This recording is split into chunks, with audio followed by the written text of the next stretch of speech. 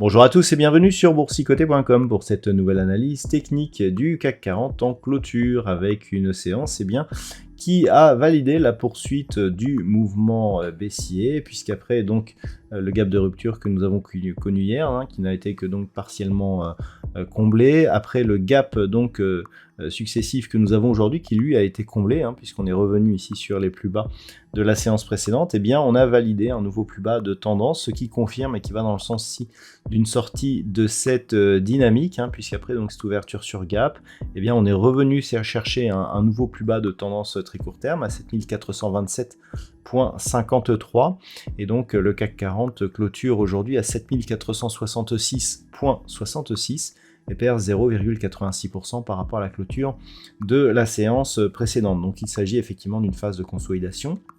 Et par rapport au signal que nous avions hier, eh bien, on est tout juste dans la continuité. Au niveau des indicateurs techniques, eh bien, on valide cette consolidation par une course qui s'accélère à la baisse au niveau des histogrammes du MACD. On s'apprête à passer dans la partie inférieure de la zone d'évolution.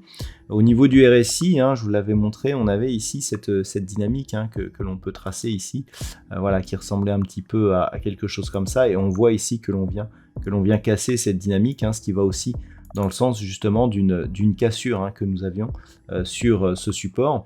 Donc clairement on est sur le même type de signal, sauf que sur le RSI, eh bien, on n'était pas entré en zone de surachat, ce qui amoindrit un petit peu la puissance de ce signal. Donc toujours est-il que dans un contexte où on commence à reparler de récession du côté des États-Unis, où les choses se tendent un petit peu dans le secteur bancaire, eh bien on est sur des plus hauts historiques sur le CAC 40, donc il est tout à fait logique que l'on vienne prendre des bénéfices, même si certaines entreprises, et notamment certaines majors américaines, annoncent plutôt de bons résultats.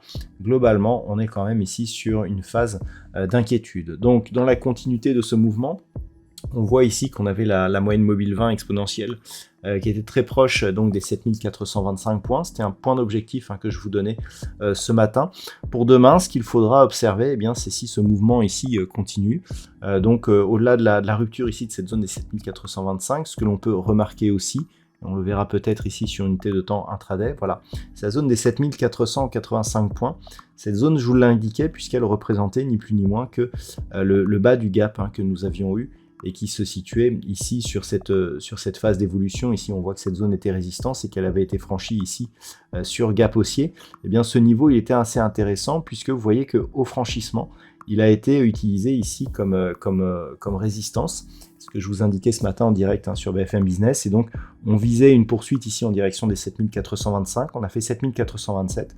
On peut considérer qu'on est dans l'épaisseur du trait et on est légèrement remonté. Alors, pourquoi cette zone des 7425? Si on revient en daily, on savait que si on descendait sur cette zone, la moyenne mobile 20 exponentielle serait ici sur ces niveaux, et on avait aussi repéré ce niveau sur une zone d'évolution un peu plus intraday auparavant. Donc clairement, le fait que l'on ait rebondi sur cette zone donne un petit peu d'air, mais on pourrait ici poursuivre en direction de ce niveau. Donc d'un point de vue un peu plus moyen terme, tant que l'on reste au-dessus des 7380 points, globalement ça reste haussier. On n'a ni plus ni moins qu'une résistance ici qui deviendrait support. Donc on resterait dans une tendance plutôt haussière. Là où la cassure des 7380 points pourrait changer les choses, c'est que elle menacerait ici le comblement de ce gap qui avait donné lieu à une accélération haussière, et donc le fait ici que la résistance ne soit pas support, amoindrirait énormément, et du coup on s'enfoncerait sous la moyenne mobile 20 exponentielle. On aurait énormément de signaux qui plaideraient pour un potentiel retournement de tendance.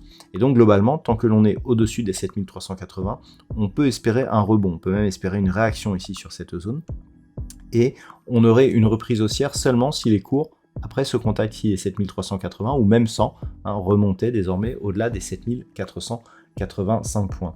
On peut affiner aussi la zone de résistance, puisque là on était lié à des extensions de Fibonacci. Vous voyez que par exemple, si on regarde un petit peu ce qui s'est passé sur ces deux bougies, la zone ici des 7575 points pourrait faire office de résistance, puisqu'elle a résisté ici sur et les deux bougies précédentes. Donc ce sera un niveau, je dirais, de repère pour valider une reprise ici du mouvement haussier.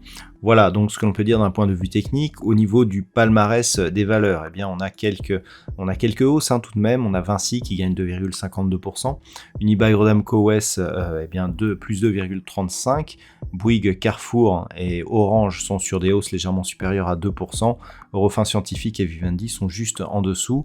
Au niveau des plus fortes baisses, nous avons alors Téléperformance qui a déçu, ainsi que Dassault Systèmes, ces deux valeurs donc qui ont dévoilé des résultats décevants. Derrière donc moins 14,02 pour Téléperformance, moins 6,82 pour Dassault Systèmes. Derrière Schneider Electric, Thales, Kering ou Legrand eh bien, sont sur des hausses entre 2 et 2,5%. Idem pour Sanofi.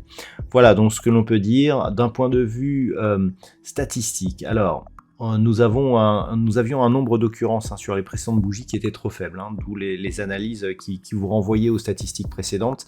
Là, on a un nombre d'occurrences qui remonte et qui nous confirme encore une fois eh bien, une probable poursuite du mouvement de consolidation, avec une conviction qui est assez marquée tout de même, et donc a priori eh bien, la phase de consolidation pourrait continuer. On attend à partir du niveau d'ouverture de demain une certaine neutralisation, donc suite au niveau d'ouverture, donc d'après ce que nous disent les statistiques, ça serait une bougie hésitante pour demain, suivie d'une reprise du mouvement baissier. Voilà donc ce que l'on peut dire pour cette séance. Je vous souhaite de passer une très bonne soirée. On se retrouve dès demain donc pour d'autres analyses techniques, toujours sur le site boursicoté.com.